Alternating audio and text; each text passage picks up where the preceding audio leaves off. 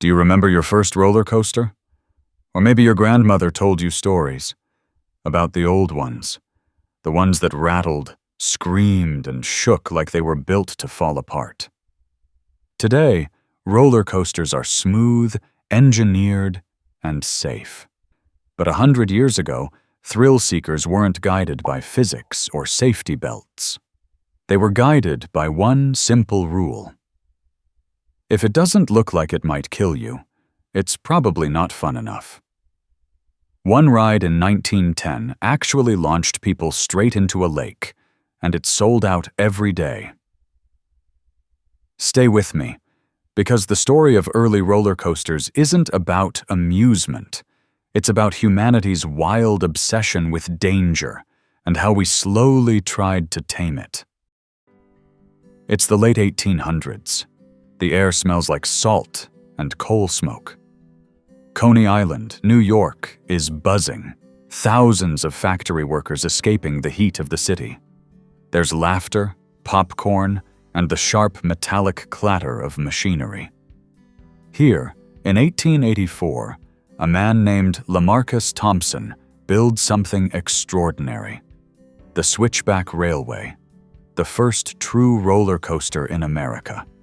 A simple wooden track, 600 feet long.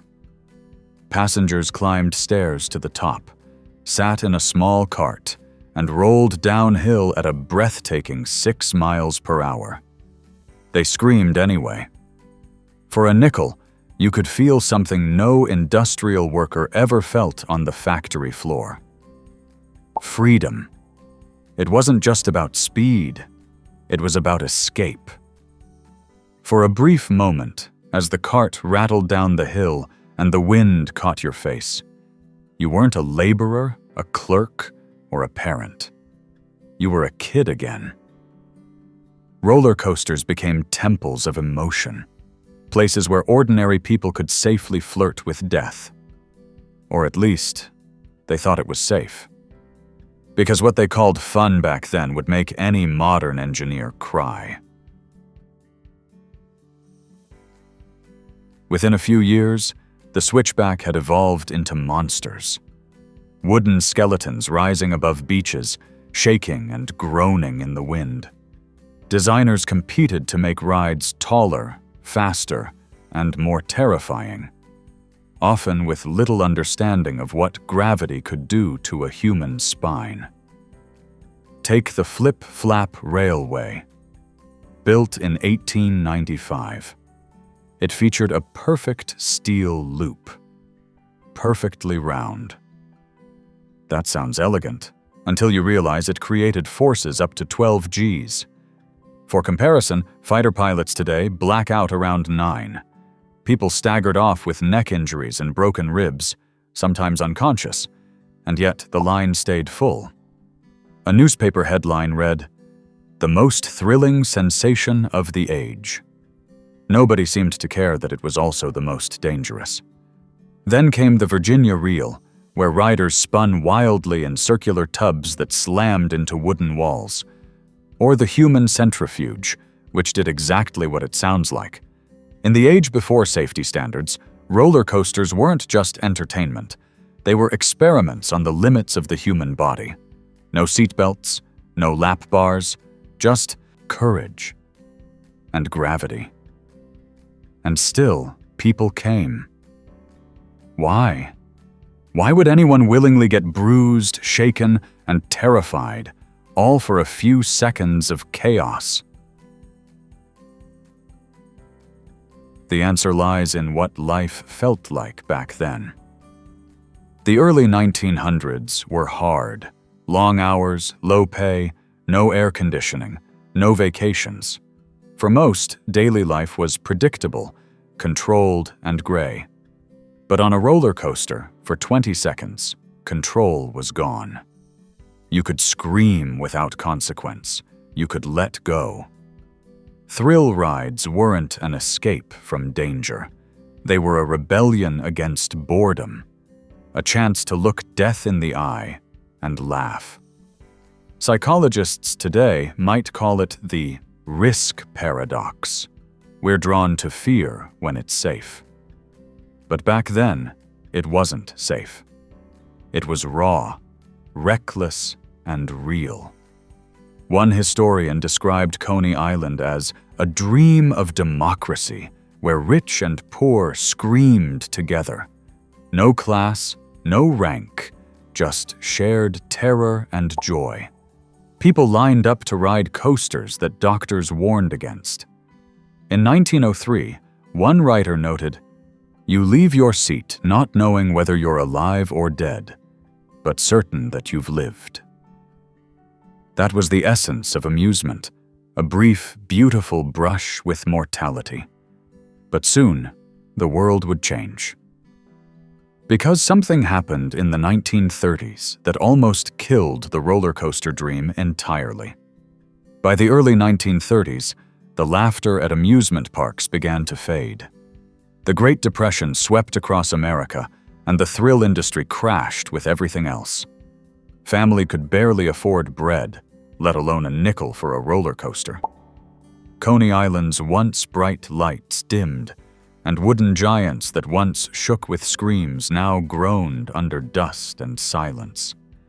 Many of the great rides were torn down, abandoned, or left to rot. Salt air ate away at the steel bolts. Paint peeled. Rats replaced the crowds. In photographs from the era, the coasters look like skeletons, reminders of joy in a joyless time. A few parks tried to survive, advertising, "Escape from the gloom," but the truth was simple. No one could afford to chase excitement when survival was the only goal. And then came war. Men who once built roller coasters were building tanks. Wood and steel were rationed, amusement became indulgence, and the dream of defying gravity gave way to the need to survive it. For almost 20 years, the roller coaster stood still. The rides of the Golden Age faded into memory, creaking ghosts on the boardwalk. But history has a funny way of circling back.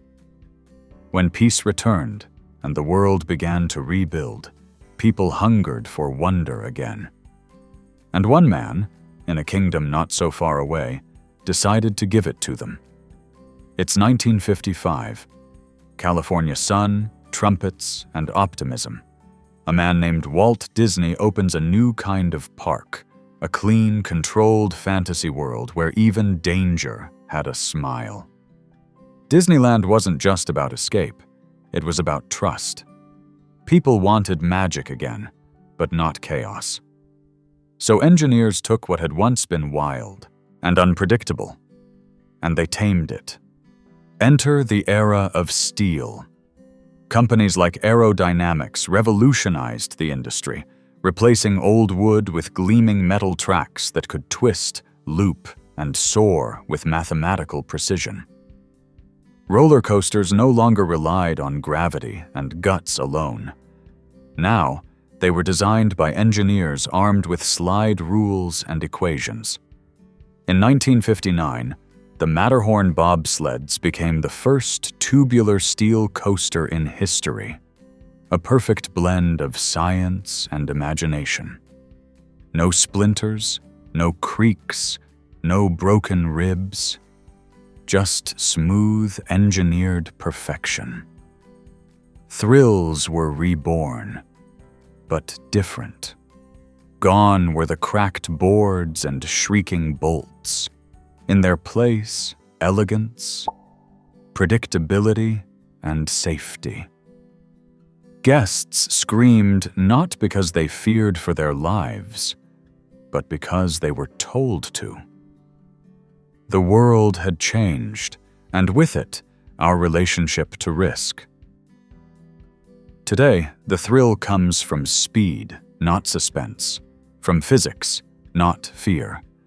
And deep down, we know, the roller coaster no longer defies death. It merely imitates it. Still, there's something magical about them.